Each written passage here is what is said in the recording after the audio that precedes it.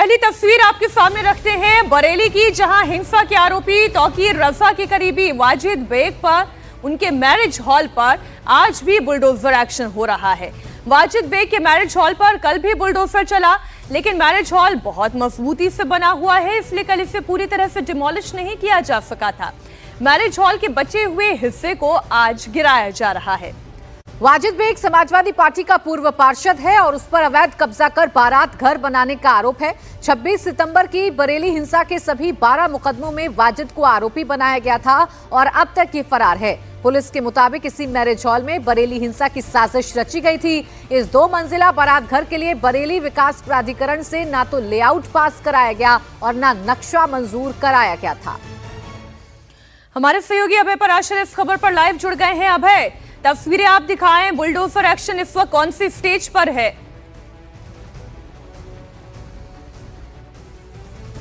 हम अपने सहयोगी अभय पराशर के पास जाएंगे, लेकिन उससे पहले ये तस्वीरें एक बार फिर से आपको दिखा दे।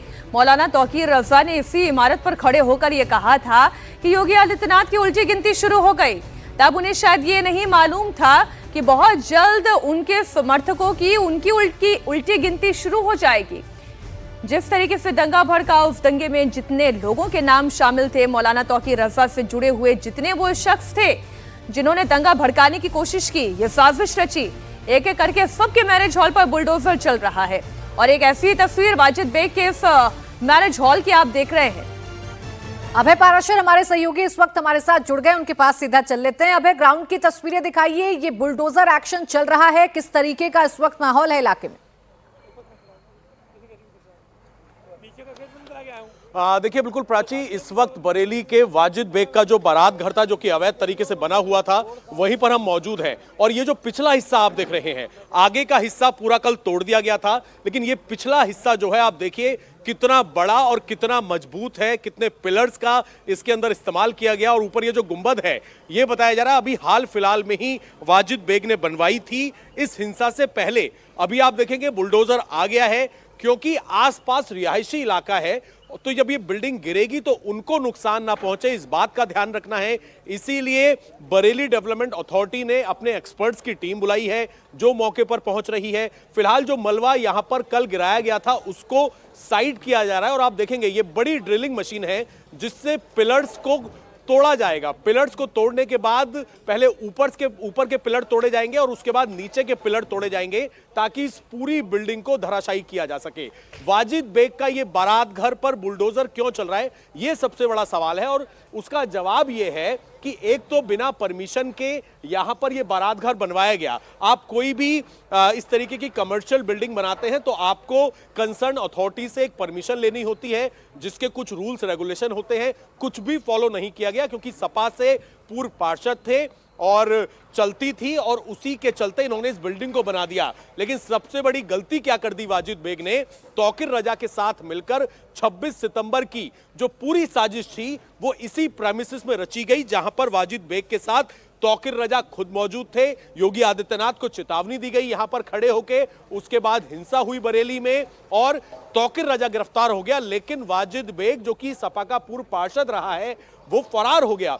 12 मुकदमे दर्ज हुए थे, बरेली पुलिस ने 12 मुकदमे दर्ज किए थे, जिसमें इस पूरी हिंसा, उसकी साजिश को लेकर, क्योंकि फायरिंग तक का एलिगेशन जो है वो इसके अंदर लगा था। वाजिद बेग फरार है और आज ये उम्मीद की जा रही है कि बीडीए जो है इस पूरी बिल्डिंग को धराशायी करेगा। और फिलहाल आप देख सकते हैं बुलडोजर एक्शन जो है इसमें शुरू हो गया है, और कोशिश ये रहेगी कि आज इस पूरी बिल्डिंग को जमींदोज कर दिया जाए।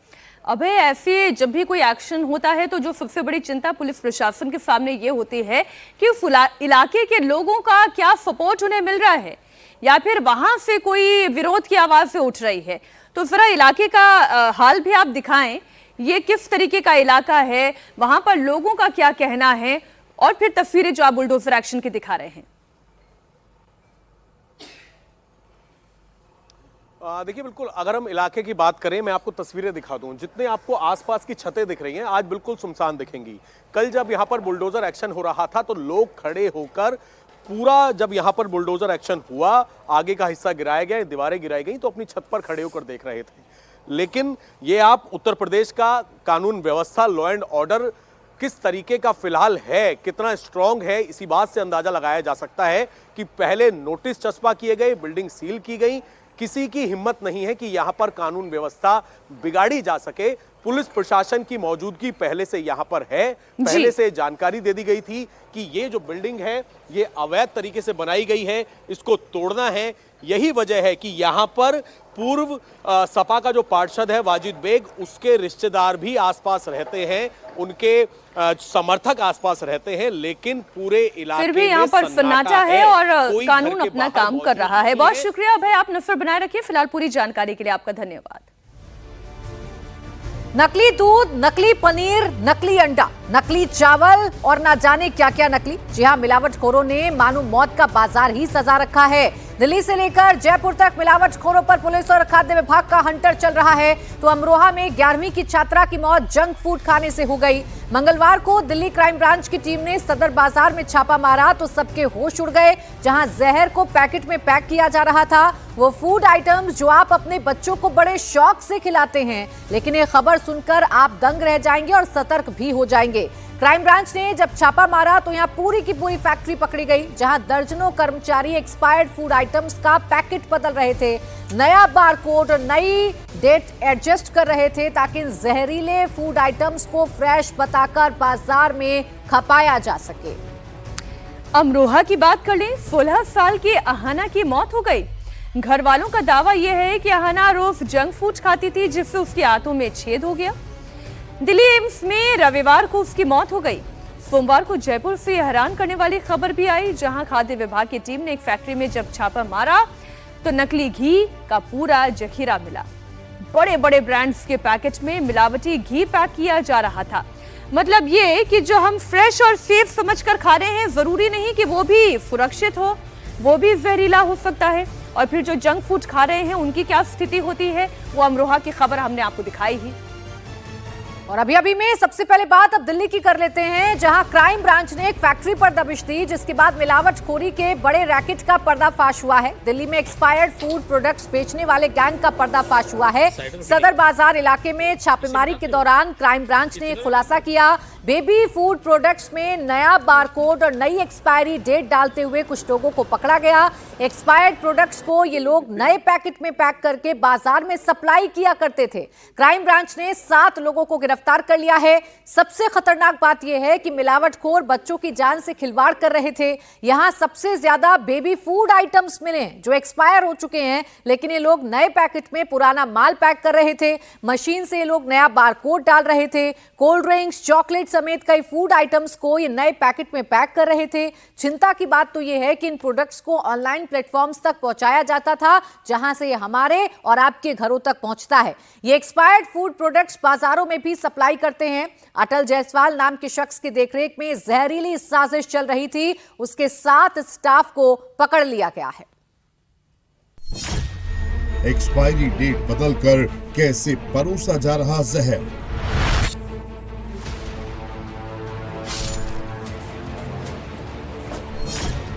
चॉकलेट एक्सपायर, कोल्ड ड्रिंक नकली, लेबल बिल्कुल असली।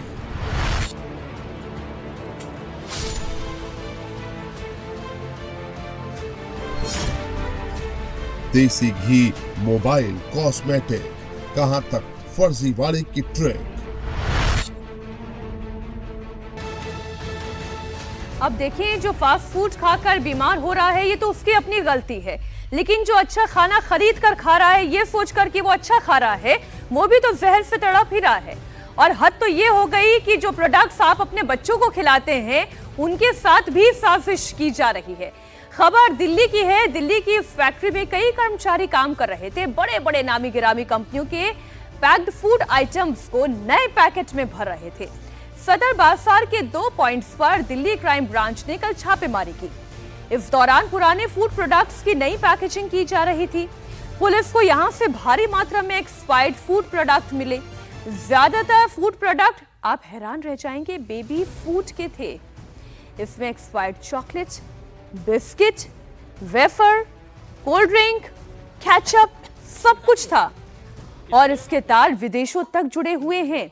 पूछताछ में ये पता चला कि मुंबई में इनका सरगना बैठा हुआ है जो विदेशों से एक्सपायर्ड फूड प्रोडक्ट मंगवाता है, नए पैकेट में भरकर हमारे देश में खपा देता है।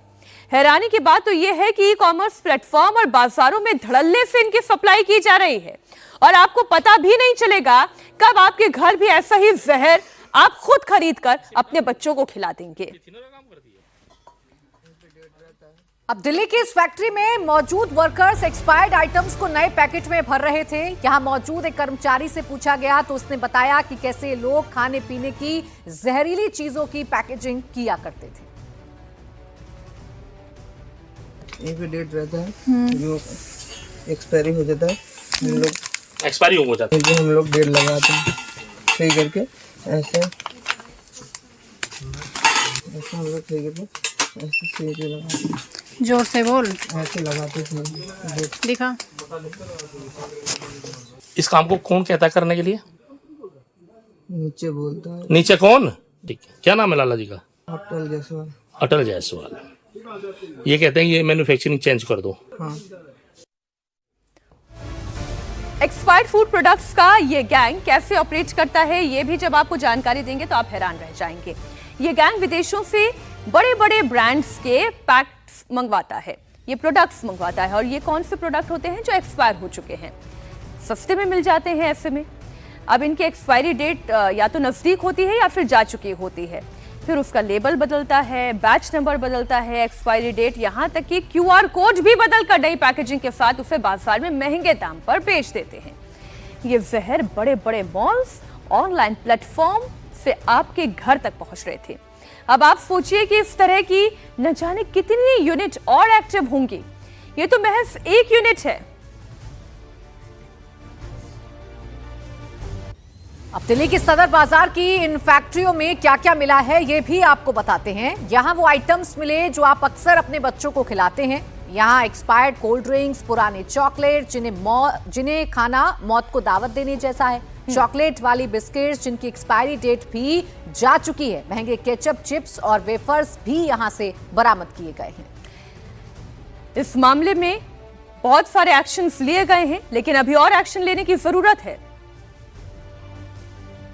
Additional CP crime branch Mangesh Kashyap ji हमारे साथ हैं, उनसे बात करते हैं। सर, जो नकली प्रोडक्ट्स ये लोग बनाते थे, पूरा गैंग आप लोगों ने पकड़ा है, किस तरीके से ये लोग काम करते थे और किस तरीके से आप लोगों ने कार्रवाई की है? ये बेसिकली हमारे पास क्राइम ब्रांच को एक इनपुट आया कि इंटरनेशनल ब्रांड को जो एक्सपायर हो चुके हैं उसको जो है सो मार्केट में डाला जा रहा है और बड़े बड़े स्टोर और मॉल में बेचा जा रहा है। हमने इस इनपुट को डेवलप किया और हमने 7 आदमी को इसमें अरेस्ट किया। इसमें बेस्ट ब्रांड्स आए हैं। इसमें जो इनका एमओ था वो ये था कि बॉम्बे में ये इंपोर्ट होता था जो कि नियर एक्सपायरी डेट पे इंपोर्ट होते थे और फिर इसको दिल्ली का जो डिस्ट्रीब्यूटर है उसको यहाँ ला करके उसके डेट को चेंज करता था, उसका रैपर को जो है सो रीमॉडल करता था और फिर उसके बाद उस पर जो है सो नया QR कोड लगाता था और डिफरेंट स्टोर्स में भेजता था। वो ऑनलाइन भी बेचता था और कैश में भी बेचता था। तो ये काम पिछले 2022 से ये कर रहा था और काफ़ी लंबा चौड़ा इनका जो है सो एक नेटवर्क था जिसको क्राइम ब्रांच ने ऑब्वियसली डिमोलिश किया है। पहाड़ी धीरज और फैज़गंज में इनके 2 गोडाउन थे जिसको हमने सील किया है, वहीं पर रेड हुआ था। सदर बाज़ार का बड़ा क्राउडेड एरिया है, वहाँ ये सब पता चलना थोड़ा मुश्किल होता है, तो इन्होंने बड़े अच्छे तरीके से इसको छुपा के एक कार्रवाई कर रहे थे। Thank you sir. तो मंगेश कश्यप सर हैं, एडिशनल सीपी क्राइम ब्रांच। इनका कहना है कि जो पूरा गैंग इन्होंने पकड़ा है जिसके 7 लोगों को गिरफ्तार किया गया। हमारे सहयोगी अतुल भाटिया इस वक्त जुड़े हुए हैं। ये तो 2 यूनिट पर छापा पड़ा है, ऐसे न जाने और कितनी यूनिट काम कर रही होंगी। मोबाइल नकली, खाना नकली, चिप्स नकली, घी नकली, ऐसे न जाने कितना नकली सामान खाकर लोग अस्पताल पहुंच रहे होंगे। बिल्कुल मीनाक्षी, देखिए जो अटल जायसवाल नाम का शख्स है वो दिल्ली के अंदर इन दोनों जो गोडाउन है वहां पर ये पूरा काम कर रहा था। जो विदेशों से ये पूरा सामान आता था ये मुंबई पोर्ट पर उतरता था और मुंबई पोर्ट से ये दिल्ली के अंदर सप्लाई किया जाता था। अभी तक जो क्राइम ब्रांच को जानकारी मिली है कि देश के कई हिस्सों के अंदर ये जो प्रोडक्ट्स हैं वो भेजे जा रहे थे, यानी कि मुंबई पोर्ट पर उतरता था ये सामान और वहां से देश के अलग अलग हिस्सों में सप्लाई किया जाता था। तो अभी जो अटल और उसके नीचे जो फैक्ट्री के जो गोडाउन के अंदर 6 लोग काम कर रहे थे, उनको दिल्ली पुलिस की क्राइम ब्रांच ने अरेस्ट किया है। ये पूरा माल, पूरा सामान जिसकी एक्सपायरी डेट जो है वो काफी नजदीक होती थी और उसके बाद उसका QR कोड ये चेंज करते थे, एक्सपायरी डेट चेंज करते थे और उसके बाद ये माल जो है वो ऑनलाइन प्लेटफॉर्म्स और इसके बाद रिटेल के अंदर भी जो है वो भेजा जाता था। तो आप समझ सकते हैं कि जो क्राइम ब्रांच की जो सोर्सेज है उन्होंने हमें बताया कि 2022 के फूड पैकेट्स भी वहां पर मिले हैं। अब उसका भी QR कोड जो है वो चेंज किया जा रहा था, उसकी एक्सपायरी डेट चेंज की जा रही थी, यानी कि 2022 के प्रोडक्ट्स अब 2025 के एंड में बेचे जाने थे। तो आप लगा सकते हैं कि अंदाजा लगा सकते हैं किस तरीके का जहर ये लोग बेच रहे थे। और जैसा मैंने पहले भी बताया कि अभी जो दिल्ली के अंदर जो अटल नाम का शख्स वो पूरे इन दोनों गोडाउन्स को देख रहा था और बाकी जो स्टेट्स है वहां पर कैसे मुंबई से सामान जा रहा था। बिल्कुल ठीक है अतुल, और सवाल यही है कि एक यूनिट तो पकड़ी गई, न जाने कितनी ऐसी मिलावटी जगह होंगी जहां बैठकर ये जहरीला सामान पैक किया जा रहा होगा और आपके हमारे घरों में पहुंचाया जा रहा होगा। शुक्रिया आपका अतुल तमाम जानकारी के लिए। इधर उत्तर प्रदेश के अमरोहा से परेशान करने वाली खबर सामने आई है। बच्चे जंक फूड के दीवाने होते हैं। कोई पिज्जा मांगता है, कोई बर्गर मांगता है, कोई मोमोज तो कोई चाउमीन, और ये खाने के लिए बच्चे अक्सर घर में झगड़ा भी कर देते हैं। लेकिन अमरोहा से जो खबर आई है वो माता पिता को देखनी चाहिए और अपने बच्चों को भी ये खबर दिखानी चाहिए। अमरोहा में 16 साल की छात्रा की मौत पर सवाल खड़े हो रहे हैं। जंक फूड खाने के कारण छात्रा की मौत का दावा किया जा रहा है। उसके आंतों में छेद होने की वजह से छात्रा की मौत हो गई। आहना नाम की ये 16 साल की लड़की है जिसे जंक फूड का गजब शौक था। इसके चलते उसकी आंतें चिपक गई। अमरोहा में 16 साल की छात्रा की मौत हो गई। जब उसकी मौत हुई तो चेक किया गया कारण क्या है। आंतों में छेद होने के कारण आहना बीमार पड़ गई थी। परिवार का दावा यह है कि जंक फूड खाने के कारण ही आहना की जान गई है। अब सवाल ये आपके भी मन में आएगा कि क्या जंक फूड से जान जा सकती है। कहा यह जा रहा है कि 1-2 दफा नहीं, आहना की आदत थी रोज जंक फूड खाने की। वो बीते 4 महीने से बीमार थी। उसके आंतों में छेद हो गया था। रविवार को दिल्ली एम्स में आखिरकार उसकी मौत हो गई। आहना के चाचा ने बताया कि वो अक्सर जंक फूड खाती थी, जिसके चलते उसकी आंतों में छेद हो गया और आहना की जान चली गई। पैकिंग फूड होते हैं, खाने की आदत पड़ गई। चाउमीन, पास्ता, बर्गर और मोमोज और ये सब चीज़ें जो हैं जो आती हैं 5-5 रुपए की पैकेटों में, वो खाने लगी। ऑपरेशन कराया, तो जब ऑपरेशन कराया तो उसके पेट में तकरीबन कुछ 6 लीटर तो पस निकला, मतलब जो होता मवाद वगैरह, और उसमें 50 ये चीज़ें, ये मैगी के आइटम और ये चीज़ें और जो उसने फास्ट फूड खाए होंगे, उससे उसकी एक आंत जो है वो फट गई। और आंत फटने के बाद में वो सारा लीकेज कर गया, वो सब उसका स्टोर कर गया। फिर मैं उसको एम्स ले गया। एम्स में उसकी आंतों के अंदर बड़ी ख़तरनाक वाली वो सब चीज़ें जो जमा हो गई। उन्होंने वो काफ़ी दिन बीमार रही, 3 दिन 4 दिन उसका एम्स में वो हुआ। उसके बाद में उसका इंतकाल हो गया। अमरोहा के CMO डॉक्टर सत्यपाल सिंह ने क्या कहा वो भी आपको सुना देते हैं।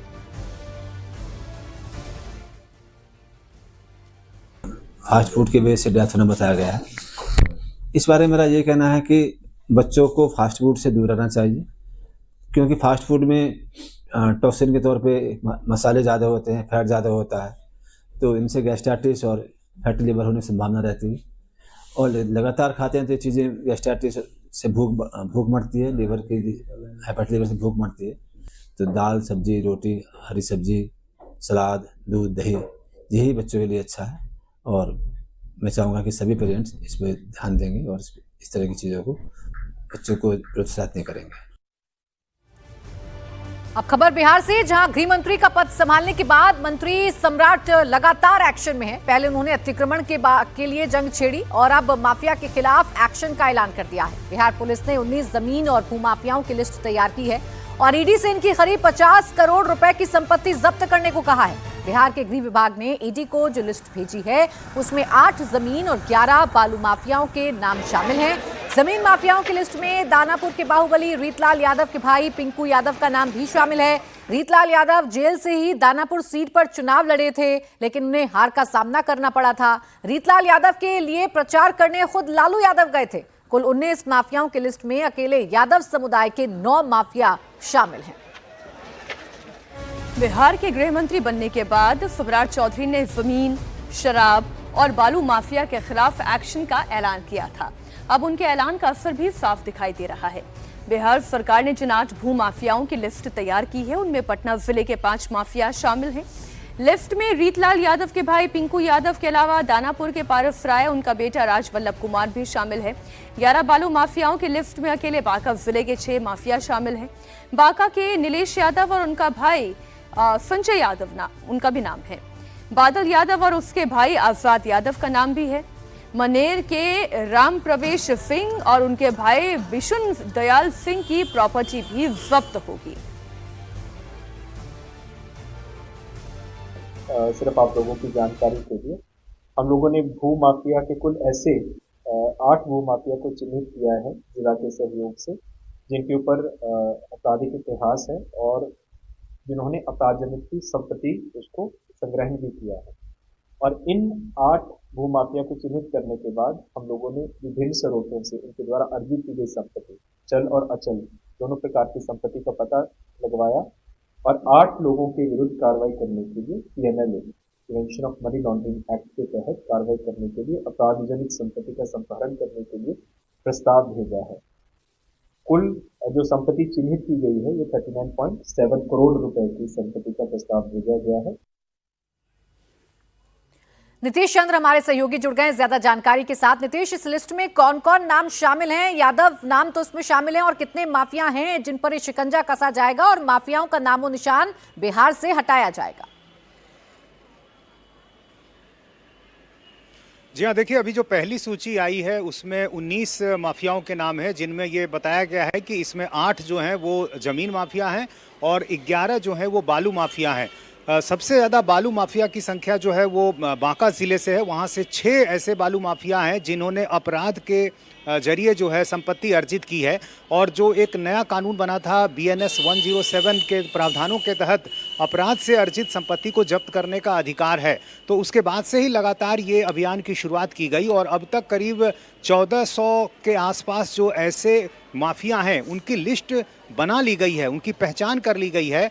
और ऐसे 405 माफियाओं की जो प्रक्रिया है कोर्ट में समर्पित की गई है संपत्ति जब्त करने के लिए।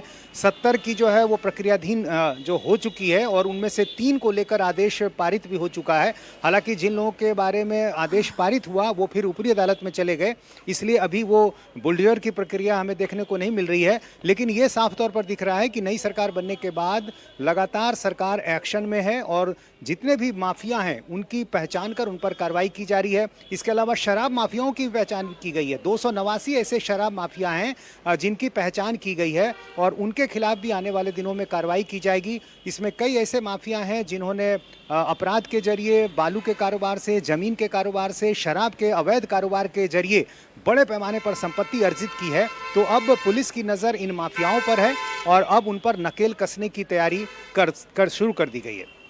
बहुत शुक्रिया आपका इस पूरी जानकारी के लिए नीतीश। एक और बड़ी खबर आपको दे दें, अभी अभी आ रही है। कोडिन सिरप से जुड़ी हुई इस मामले में योगी सरकार पूरे एक्शन में दिखाई दे रही है। वाराणसी STF ने मास्टरमाइंड शुभम जायसवाल समेत 4 आरोपियों को वापस लाने की कोशिशें तेज कर दी है। STF ने चारों आरोपियों के खिलाफ लुकआउट नोटिस जारी कर केंद्रीय एजेंसियों को इस बारे में जानकारी दी। शुभम जायसवाल के पिता भोला प्रसाद के फर्जीवाड़े के बारे में भी नए खुलासे हुए हैं।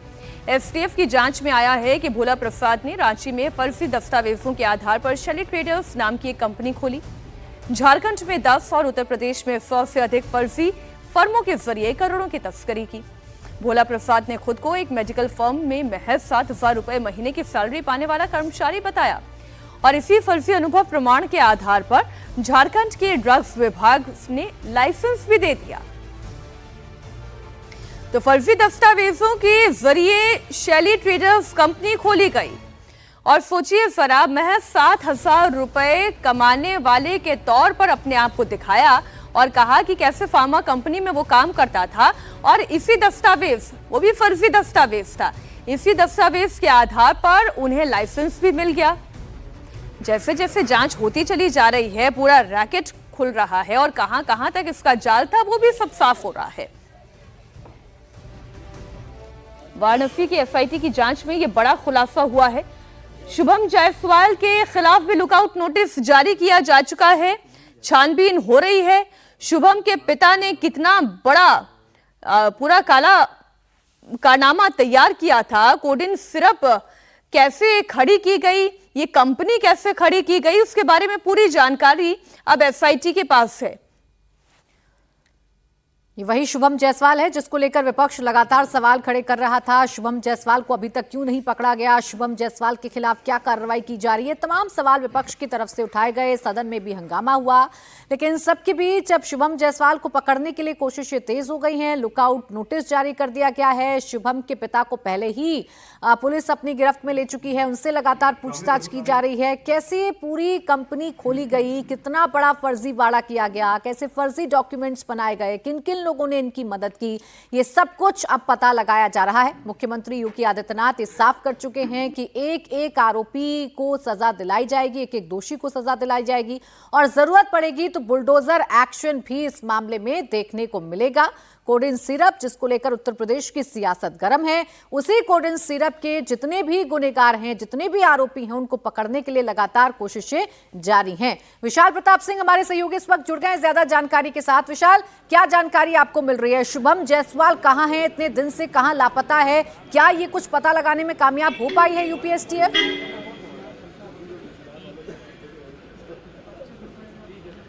प्राची, देखिए इस पूरे मामले में जो यूपी एसटीएफ के साथ साथ तमाम एजेंसीज भी इस पूरे मामले की जांच कर रही हैं, ईडी भी इस मामले की जांच कर रही है। कई नोटिस सर्व की जा चुकी है शुभम जायसवाल के वाराणसी के आवास पर। बावजूद इसके अभी तक शुभम जायसवाल जो कि इस पूरे मामले का मुख्य आरोपी है, मास्टरमाइंड है, और ये कहा जा रहा है कि जब शुभम जायसवाल सामने आ जाएगा तो इस पूरे मामले की जो बहुत सारी कड़ियां अभी भी अनसुलझी हुई हैं, इसके सीधे और माकूल जवाब एजेंसीज को नहीं मिल पाए हैं। ऐसा लगता है कि शुभम जायसवाल फिलहाल अभी दुबई में बैठा हुआ है, विदेशों में बैठा हुआ है, क्योंकि यह बताया जा रहा है कि इस पूरे गिरोह के जो कई सारे मास्टरमाइंड हैं, या फिर यूं कहा जाए कि जिन लोगों को गिरफ्तार किया गया है, उनके कई सारे व्यवसाय थे, रियल एस्टेट के प्रोजेक्ट्स थे, होटल्स के बारे में भी बताया जा रहा है कि यहां से पैसे कमाने के बाद गलत तरीके से जो पैसे कमाए गए उसका इन्वेस्टमेंट दुबई में किया गया है। इसीलिए गल्फ कंट्रीज में माना जा रहा है कि शुभम जायसवाल की इस समय लोकेशन हो सकती है, और इसको लेकर के जो एजेंसीज हैं वो इस समय न सिर्फ विदेश मंत्रालय के विशाल, आप लगातार नजर बनाए रखिए। फिलहाल पूरी जानकारी के लिए आपका बहुत शुक्रिया।